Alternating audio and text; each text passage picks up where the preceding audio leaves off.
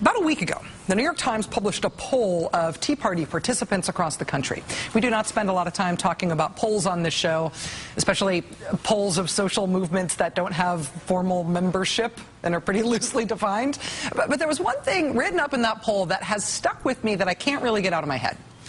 This is from the end of the New York Times synopsis of their findings. Nearly 3/4 of those who favor smaller government said they would prefer it even if it meant spending on domestic programs would be cut.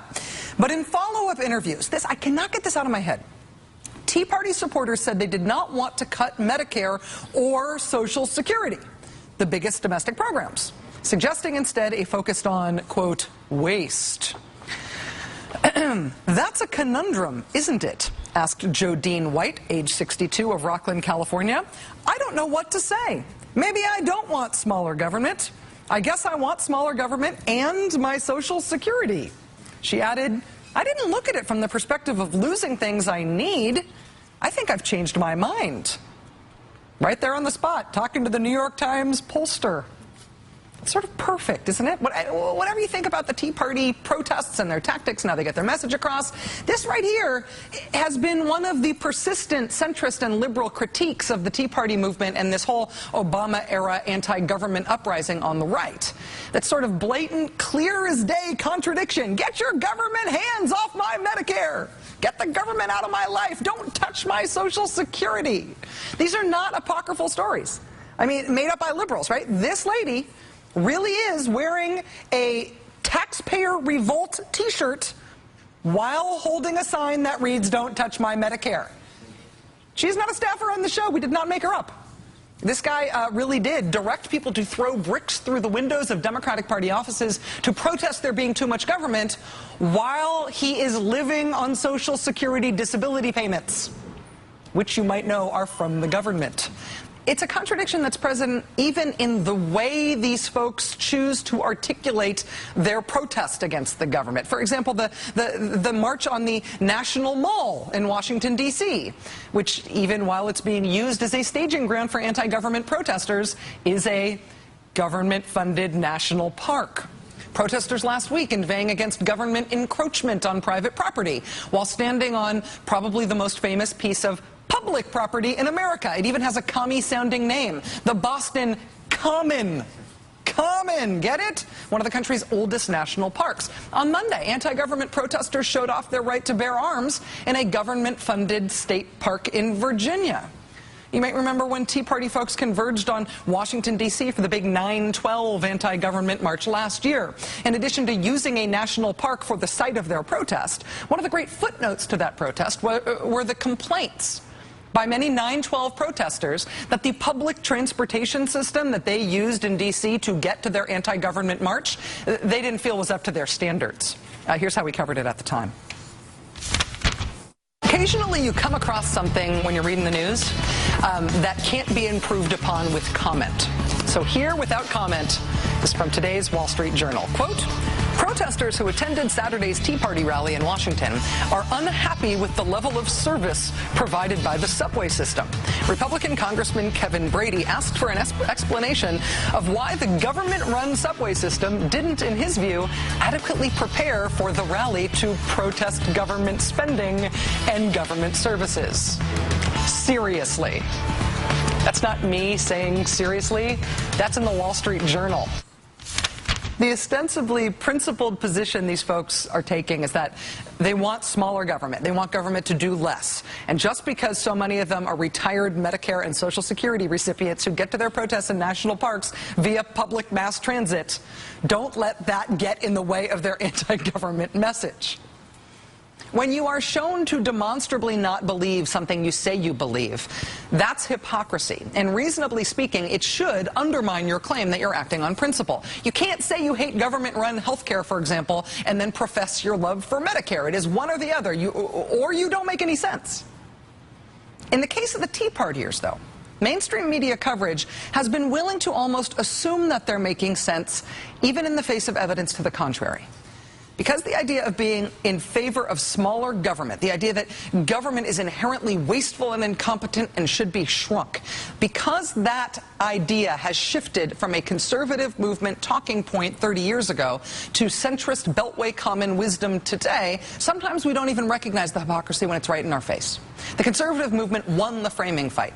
It doesn't sound crazy anymore to rail against the federal government while standing in a national park, until you really think about it. I mean, imagine anyone protesting in favor of government. Imagine for a minute if people were actually out there protesting for government not to go away and shrink, but to be better, to stay the same size, or maybe even to do more. Imagine if people were protesting against cuts to government that were going to hurt their quality of life. It might not get as much airtime as the Tea Party anti-government protests, but that is, in fact, some of what's going on out there in America right now. If you were in Atlanta, Georgia today, you might have seen big mass transit buses and trains marked with giant red X's across them. Every bus or train with an X on it represented one that's scheduled to be cut from service as a result of the Atlanta transit system's massive budget deficit. The X's were drawn on by transit employees. In Cleveland, Ohio yesterday, hundreds of people jammed into a crowded school board meeting to protest that city's decision to lay off more than 500 teachers in order to make up a $53 million deficit. That decision is going to result in a 40-to-1 student-to-teacher ratio in Cleveland classrooms. When does money precede education of our children? In Springfield, Illinois today, thousands of people marched on the state capitol to argue, get this, to argue in favor of a tax increase in Illinois. In favor of a tax increase in Illinois so that cities in Illinois do not see the same type of teacher layoffs and mass transit cuts that places like Cleveland and Atlanta are already experiencing and already protesting. At the Save Our State march today in Illinois, people reportedly chanted to their lawmakers in unison, "Show some guts. Show some guts." Similar protests have taken place in the past few weeks in places including Burbank, California, and Greenville, South Carolina. These are Americans who are arguing that what the government provides is important and they don't want it to be taken away. And they're arguing that when government has to be cut for financial reasons, there's real pain caused by that. Essentially, the people really need what government does. It's sort of the Tea Party, the anti-Tea Party. The anti Party? It's probably never going to catch on, even if the protests do. It doesn't necessarily fit the national media narrative that everybody hates the government now, but this is happening. It's a real thing. It should be reported on, too. Joining us now is Pennsylvania Governor Ed Rendell. He's the former chairman of the Democratic National Committee. Governor Rendell, thanks very much for joining us tonight. My pleasure. State and local governments are in dire straits right now. You and I have talked about that before on the show. We are seeing protests about mass transit cuts and teacher layoffs. What do you think the political impact is of the tough situation that cities and states are in and how people are reacting to it?